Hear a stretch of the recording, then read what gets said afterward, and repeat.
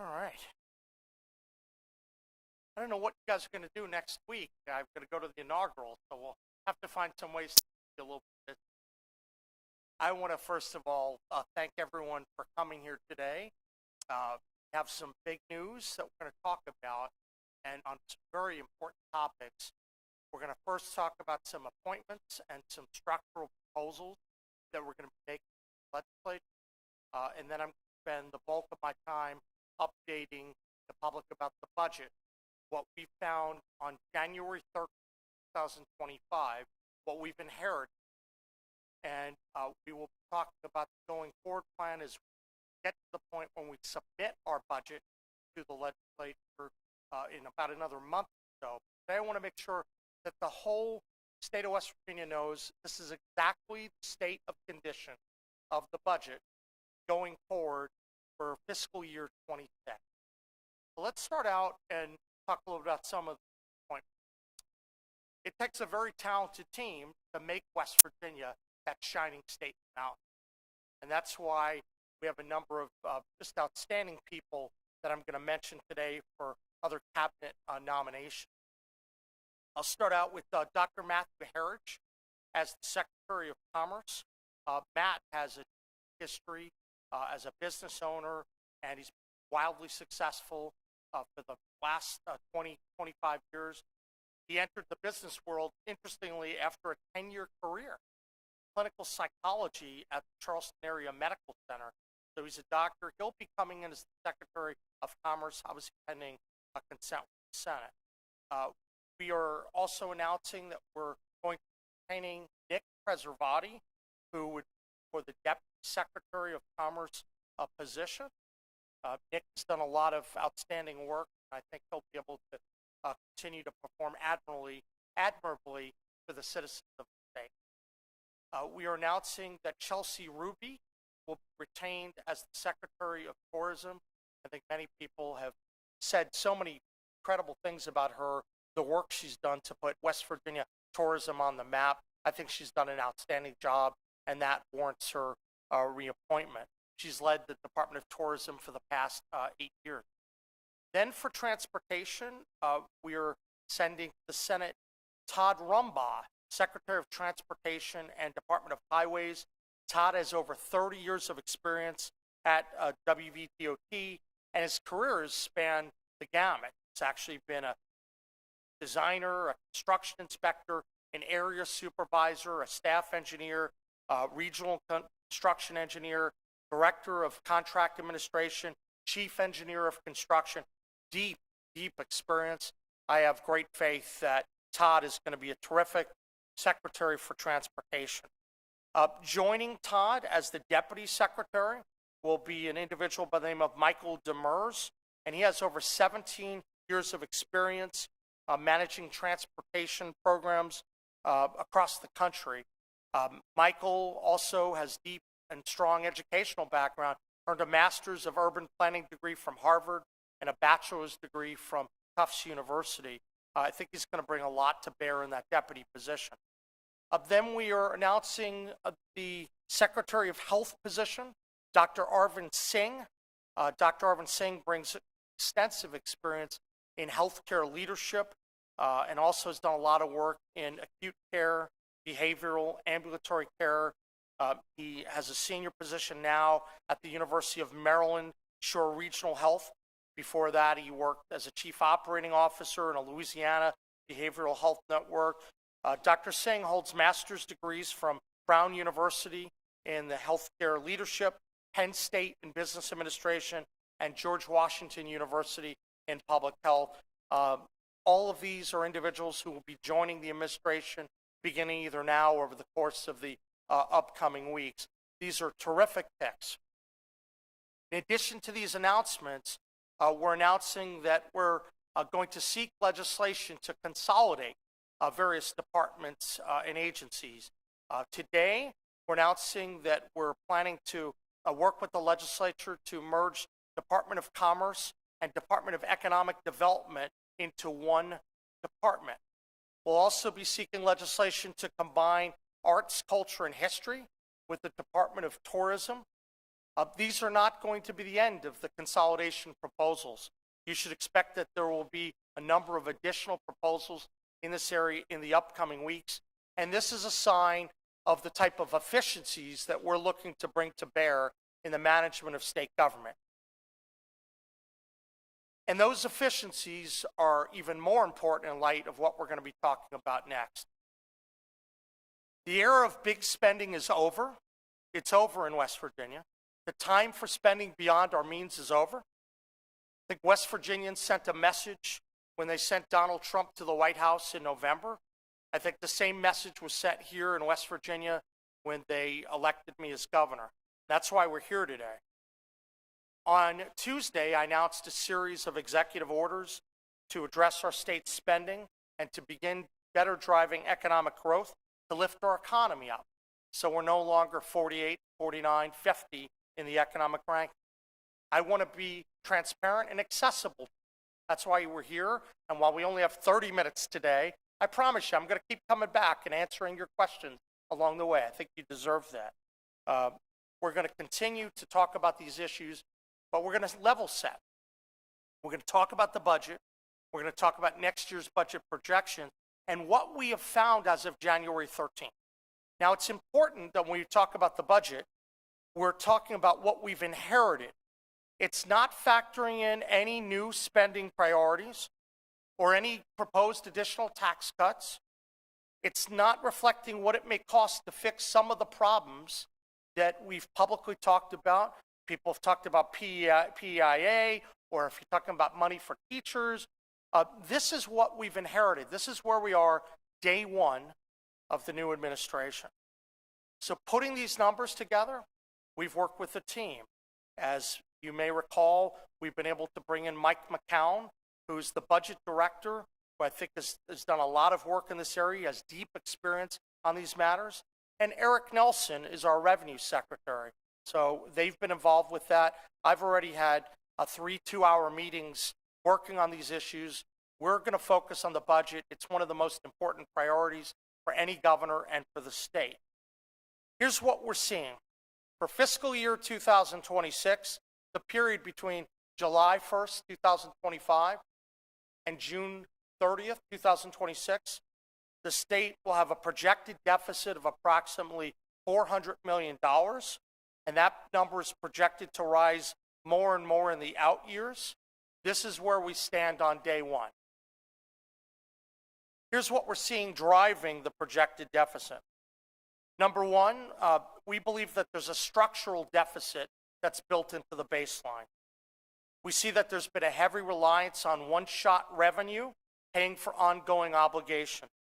For example, in this year's budget, there's approximately $252 million in one-shot revenue to pay for ongoing obligation. Of that $252 million, $153 million is from Medicaid alone. It's a significant part of it. That shortfall in this year's budget is temporarily being replaced by a one-time provider tax cash balance. So from our perspective, this is a big part of the whole structural problem with the budget that we're going to begin to address. Now, all the issues with the budget are not going to be handled on day one. It took a while to get to this problem. We're going to have to do a lot of work to change it. Second driver of a number of these issues, educational cost. And that continues to rise, and we're going to have to address that. That'll be important. Education's the cornerstone for the kids in our state. We have to make sure they get the best type of education, but there have been some increases, and we have to make sure that's factored into the budget. Then we have PIA. As you know, there have been significant budget challenges affecting that program, whether it's increases in cost of prescription drugs, the change to pay Medicare providers at 110% of the Medicare rate. And as you know, the fiscal year 26 estimates, based upon what we've most recently heard, said that there'd be a proposed 14.7% increase in premiums. That's in part because of the mandated 80-20 split that's under state law. I mentioned some of these issues not to express, a problem or a concern or say what we're doing or not doing, just to point out some of the structural problems that we have with it. There will need to be some important choices and prioritization to make sure that we're putting the needs of the citizen first. We're not going to talk about and address all of the solutions to these problems. You will be able to see that when we submit the budget in the next month to the legislature. We're working on it. I promise you, as we keep learning more, we're going to come to you. We're going to provide that information to you. I know that I remain very optimistic that despite a lot of the big spending that's occurred, West Virginia is going to be that shining state in the mountains. I know that we're going to have an opportunity to develop policies that grow and help our budget and help ensure that our citizens have a higher standard of living and we can afford the right tools to lift up educational attainment. But I also want to be honest with you and set the stage as to where we are on January 13th, 2025. We've obviously already taken some steps to begin tightening the belts and have areas for reduced spending. I mentioned a few today. We've mentioned items from the earlier executive orders, but we're also going to have to work hard to deal with these structural problems. I'm also announcing today that we are reinstating the 6-year budget projections, which we will release when we provide the budget to the legislature. I believe that these 6-year projections are going to help with transparency, accountability, and responsible budgeting for the short and long term. So just go through and repeat the highlights. Our administration inherited a $400 million projected deficit for fiscal year 2026. That number is projected to grow into the future. There are significant structural problems with the budget. These problems weren't created overnight.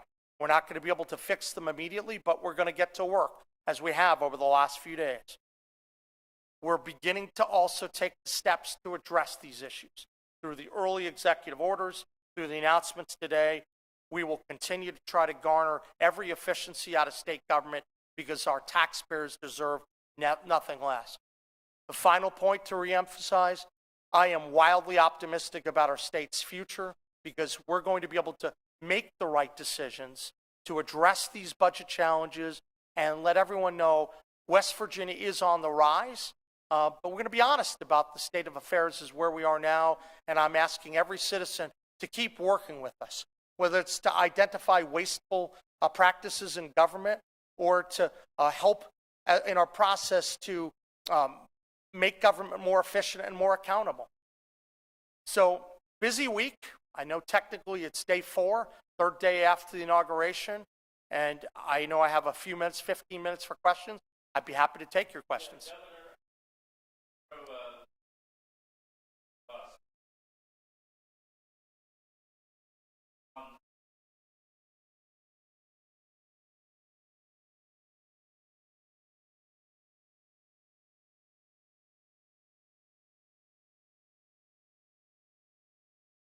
That's right.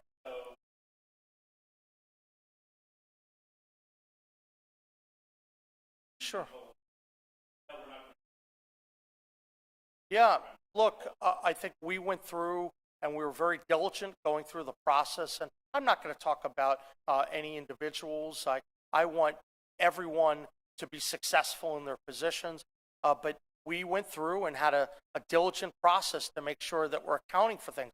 Keep in mind, when we talk about that number, that's not factoring in additional tax cuts. It's not factoring in anything that may pertain to teachers or potential fixes to PIA. I want everyone to know that. That's where it stands as if the baseline just continued to go forward. So we have been working with some outstanding people who I think have deep expertise in these budget numbers, and we feel very confident that this is where it stands today. I can't speak to where people may have thought it would have been in the past. I can tell you that we do believe that there are significant structural problems with the budget, and I'm committed to fixing them.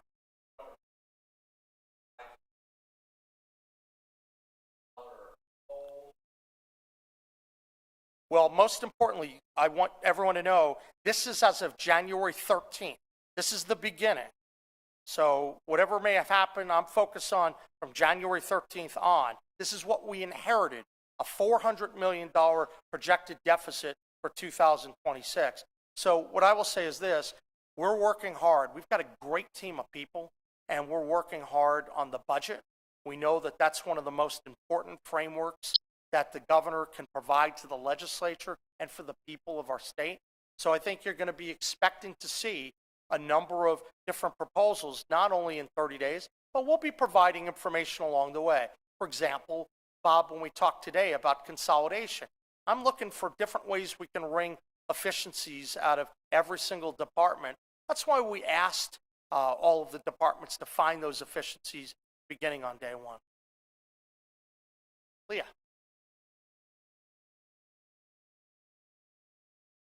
Thank you. My question is about those consolidations you mentioned. Yeah. Do you have an estimate at this point what the potential savings might look like from those consolidations, and will that involve likely cutting positions that are currently filled? And if so, how will you make those determinations? So we're going through that process now. We don't have budgetary estimates on those yet. We do believe that it will result in some cost savings with some of the bringing that back together. But as we get additional information, we're happy to provide that.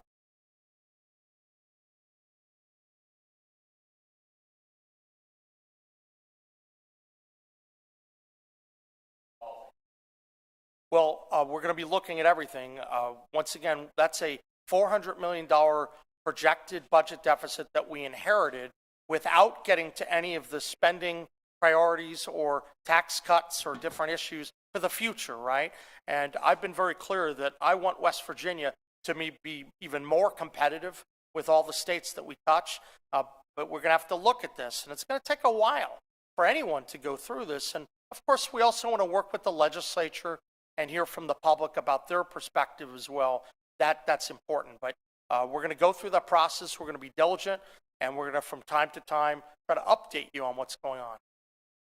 Just a point of clarification first.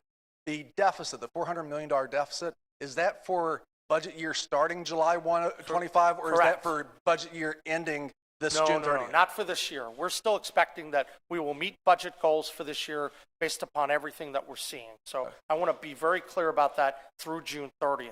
It would be the year projected, the baseline, beginning July 1st, 2025, and going to June 30th, 2026. And then on the consolidations, I know you mentioned two specific consolidations here today. For the average person at home that just hears, hey, that's just another government alphabet agency, what do these consolidations mean for that average family at home? I think what it means is that you have a state government and a governor who's prioritizing bringing efficiencies to bear. And when state government runs in a leaner manner, when it's more efficient, it's more accountable, then taxpayers save money. When taxpayers save money, they have more money to go out to dinner, they have more money to buy clothes, take care of their kids, go shopping. I think at the end of the day, we have to realize we're the steward of the taxpayers' dollars. This is the people's money, not state government to just kind of lord over things and spend money all the time. We have to always put the taxpayers first. That's certainly what we're going to do.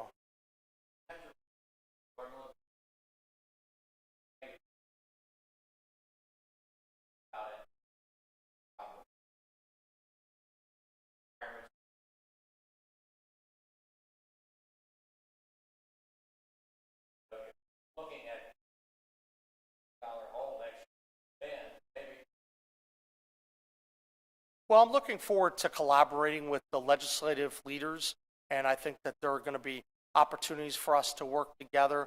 But I do believe that West Virginia needs to continue to emphasize a reduction in taxes to become the lowest in the region. I'm just pointing out that we have a lot of challenges in front of us in order to get to that point. But I'm committed for West Virginia to be more competitive. I just want to make sure everyone knows where we stand today. Many people here may remember during the debate last fall that I said very clearly, I support the tax cuts, but you may also remember I said, I think we should pay for them. Obviously that didn't happen, but now we're going to be doing that going forward.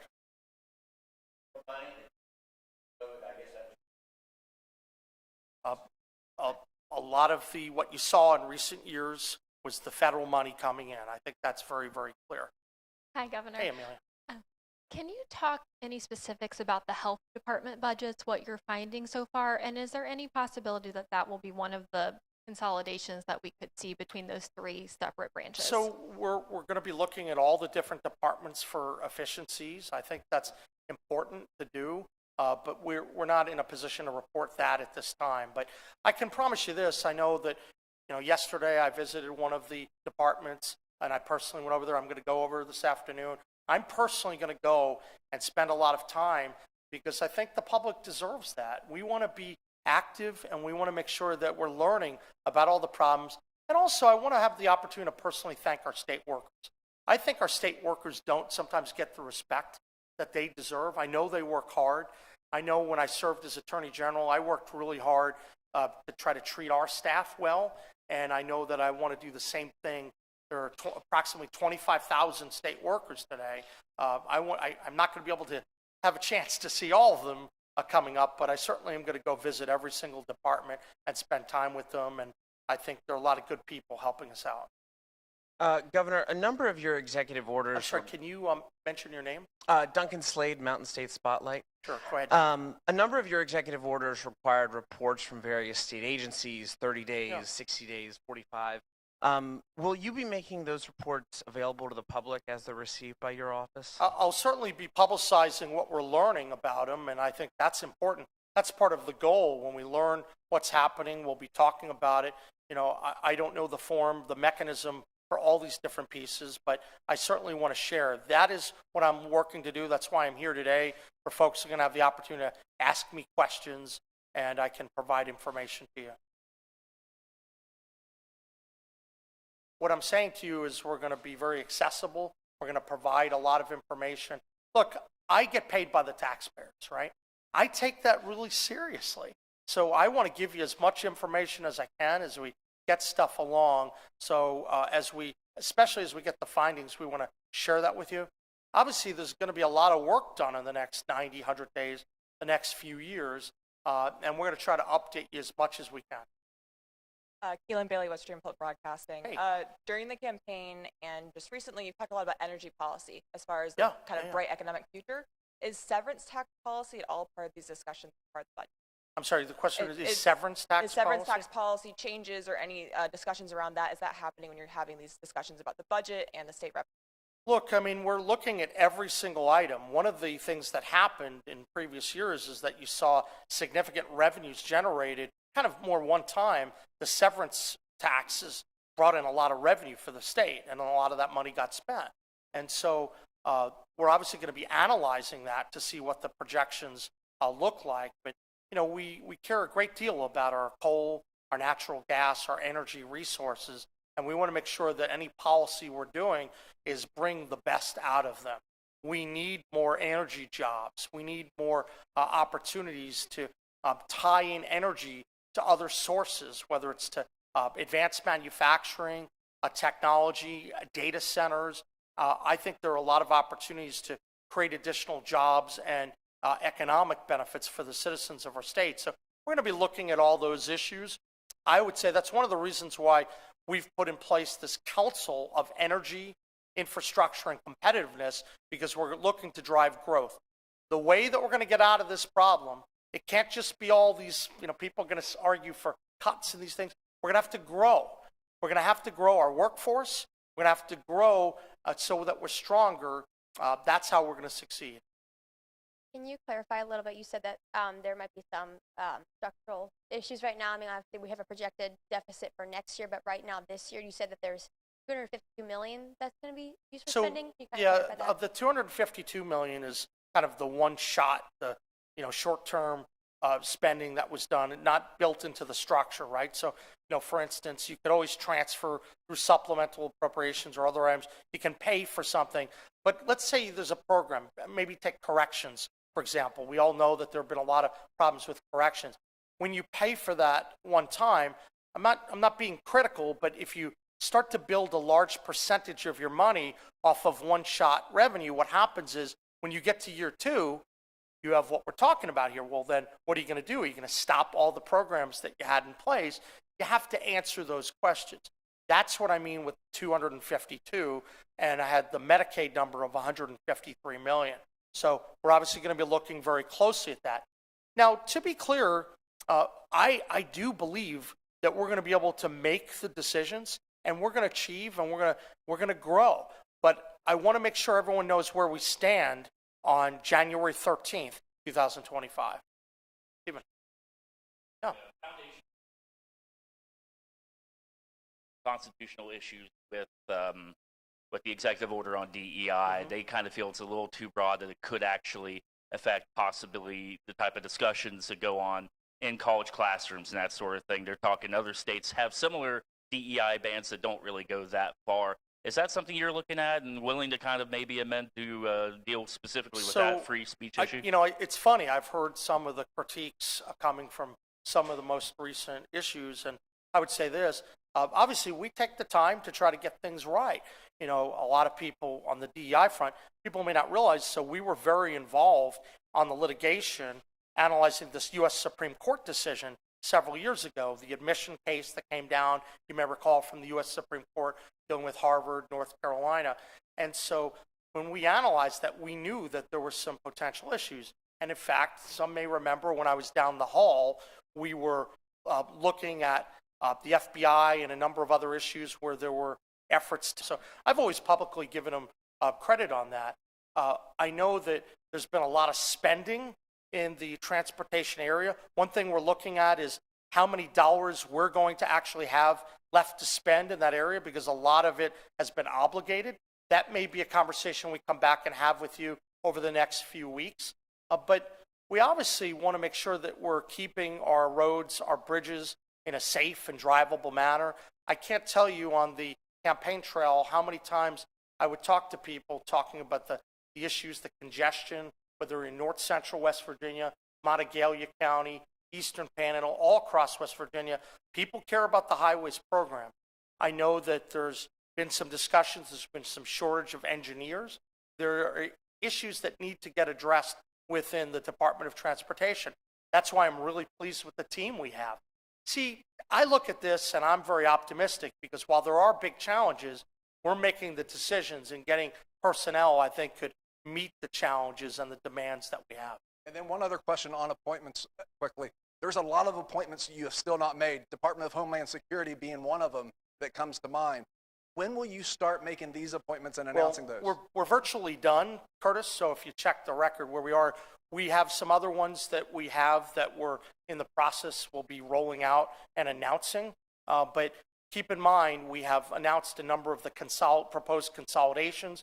In a number of cases, people may stay on, whether for some period of time, until the consolidation may get effectuated by the legislature. As you guys know, if you're consolidating departments, that's not something an executive can do on his own. The executive would propose to the legislature, and we look forward to working with them, collaborating with them to try to bring those efficiencies to bear, and I'm very hopeful that they'll see that favorably. I said 2:30, it's 2:29. Any last questions that people have? You mentioned three areas that were causing this structural deficit: PEI, Medicaid, and schools. Are those areas that you're looking at for cuts? I am looking at the entirety of the budget, and I want to put West Virginia first, and that means setting priorities that are going to help our state grow, to make sure that we have an improved standard of living, that our kids have the best possible education, and we're meeting the demands and functions of state government. So as I mentioned to you, we're in the process of working to put our budget together.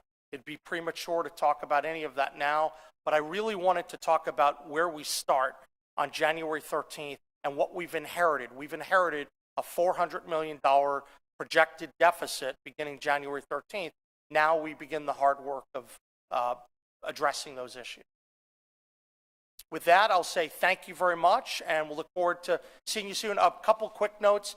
I know I do plan to go to the Trump inauguration, so we'll let you know if there's anything that comes out of that, but we're very excited about that. Thank you.